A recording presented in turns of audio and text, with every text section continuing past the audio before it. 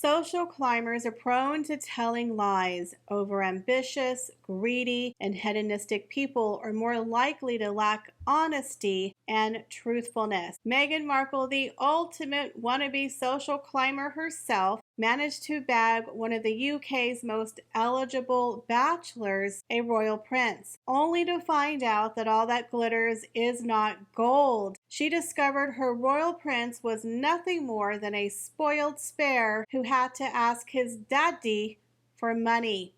She also discovered that common celebrities like Victoria and David Beckham had more social clout and money than she did as a royal duchess. In today's video, we're going to discuss a part from Tom Bower's brand new bombshell book, The House of Beckham, where he details a very tumultuous relationship between Harry and Meghan and the Beckhams. You guys, we have a lot of juicy royal daily tea to get through today, so you know what to do. Sit back and relax, grab yourself a beverage, and let's get into the royal daily tea.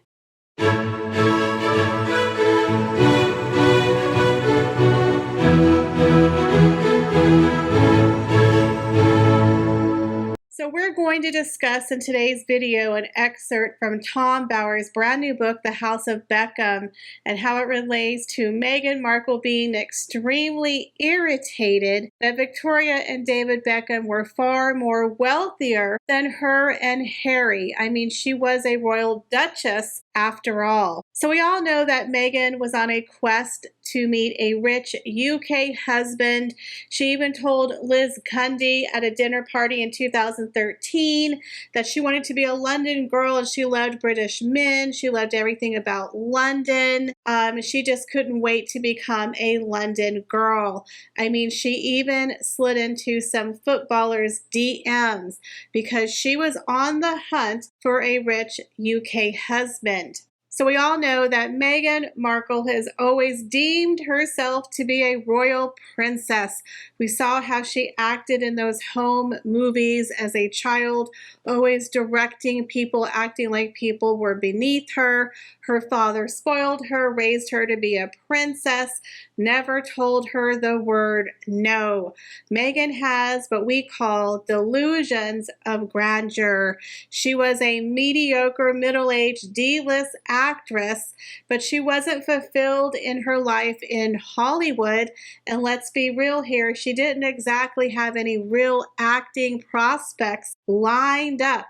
She knew her character was going to be written off the show. So her only option was to bag a rich UK husband. So when Meghan Markle landed Prince Harry, she thought she hit pay dirt. Her mail ticket had come in and she got the golden goose. But Meghan soon realized she bagged a very spoiled spare that was living in Knotcott, sitting in his underoos playing video games, smoking the wacky tobacco, and he had everything he could want. He was a trust fund baby. He had millions tied up in the bank, free rent, access to all of the hot places.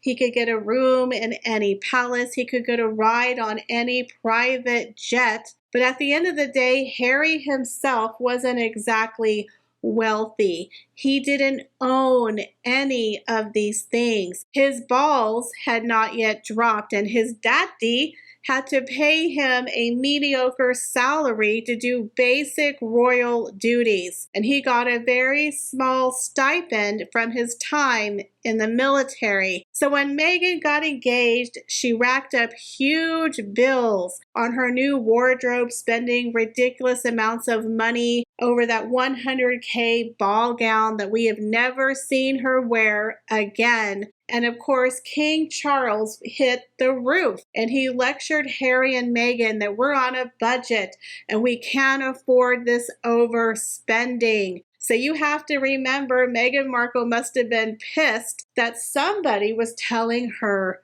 no. So if you remember in the book Spare, Harry talks about when Meghan first went to William and Catherine's home in Kensington Palace, and she was floored at the luxury and the opulence of their beautiful remodeled 3-story Kensington apartment. She was absolutely livid with the fact that she's over there and not caught with her IKEA lamps and Harry's dirty underwear on the ground. She wasn't a happy camper. But what Meghan forgets is that William and Catherine, when they first got married, lived over on the island of Anglesey for the first 2 years. They lived in a very modest cottage before moving back to Kensington Palace around 2013. Now in 2017-18, around the time that Meghan came on the scene, Catherine had been married for well over 6-7 years and was about to give birth to her third child. She had earned her place within the royal family, and she was a little bit higher on the hierarchy. But again, nothing is good enough for Meghan. Meghan's a princess. No one can tell her no. So she was not happy, even though the royal family had offered them an apartment across from William and Catherine. They had to remodel it, but it wasn't good enough for little Megsy. Instead, Meghan Markle was like, that's okay. We're just going to shack up with Granny over there at Windsor Castle. It's fine. I'm a princess and I'm going to live in a castle. But of course, Queen Elizabeth was like, I don't think so, sister.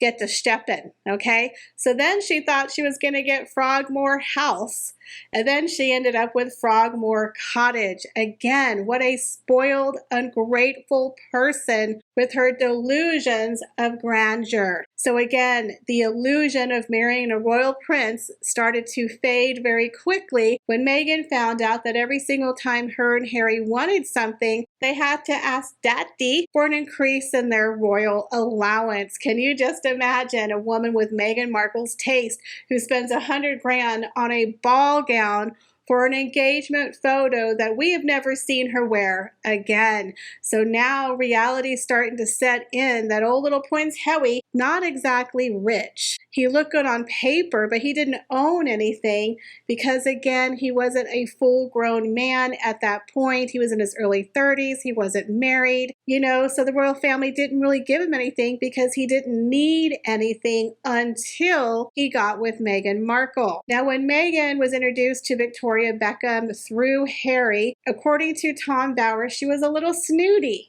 She put on some airs like, oh, I'm Meghan. That's Meghan, Duchess Meghan to you.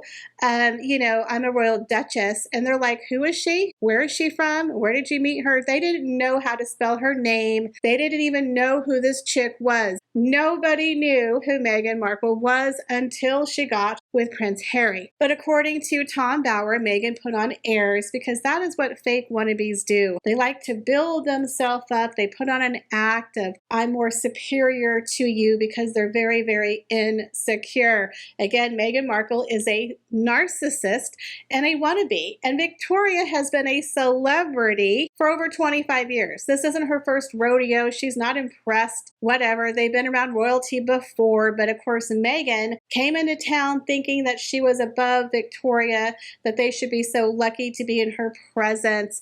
Again, she's about to get schooled. And then of course she found out that Victoria Beckham was really rich. I mean, there's rich and then there's wealthy. They're wealthy, guys. They're worth hundreds and hundreds of millions of dollars. They own multiple homes. They have private planes. Everything that Meghan Markle ever wanted, the Beckhams had, and they weren't even royalty. So that had to chap her hide. But according to Tom Bauer, Meghan kind of used Victoria like she uses a lot of people. She used Victoria. She wanted freebies. You should be so lucky to dress me again. I'm a royal duchess. So I'm sure they had some words over the clothing that Meghan really wanted, the freebies. And I'm sure Victoria was like, whew, get out of that one. It's against royal protocol. Sorry, sweetheart. Guess you're going to have to pay full price, right? But then Meghan actually stayed at the Beckhams' home. The staff waited on her, hand and foot. She even rode on their plane. Like, she really used Victoria Beckham.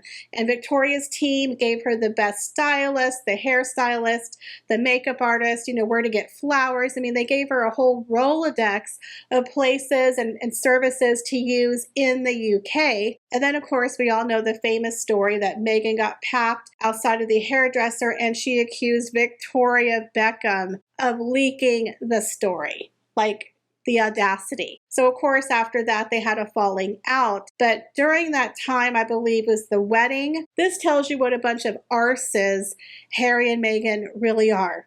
So according to insiders, when they got married, if you were only invited to the church wedding where a lot of his old friends were invited and you didn't get an invite to the reception, that pretty much meant you're an old friend and you're no longer moving with them to the future. So can you just imagine Victoria and David Beckham go to the wedding, find out they're not invited to the reception, but people like George Clooney, who doesn't even really know them, is invited to the reception. So after Victoria went out of her way to welcome her, to dress her, to let her use her home, had her staff wait on this woman hand and foot, gave her use of her plane, gave her all of her contacts. They accuse her of leaking a story, and then they don't even get invited to the reception. Are you kidding me? They're about as A-list as you can get. So I think that was probably one of the final straws for David and Victoria Beckham. But again, it just proves to you what a nasty wannabe social climber Meghan Markle really is and how she can't take competition. In my opinion, she is not a girl's girl. She was very competitive with Victoria, and then when she found out that she really wasn't as rich as she thought she was and that Harry didn't own anything and that Victoria had everything she's ever wanted, not to mention a pretty hot husband, Meghan was jealous. Catty and jealous and clung to her Duchess title. I'm going to show her I'm a Duchess. She can't come to my reception. You know what I'm saying? Like, you ever meet stupid people who are like tit for tat and they're always competing and they're jealous and they're just petty over little things. Now, I'm sure the Beckhams are just enjoying the fact that Harry and Meghan aren't doing too well over there in America. I'm sure the Beckhams are laughing all the way to the bank, watching their popularity plummet, watch all of their projects fail, and I'm sure they're just tickled pink that their Netflix series is doing a lot better than Harry and Meghan's docuseries. You know what they say, success is the best revenge. So what do y'all think? Do you believe this story in Tom Bowers' book?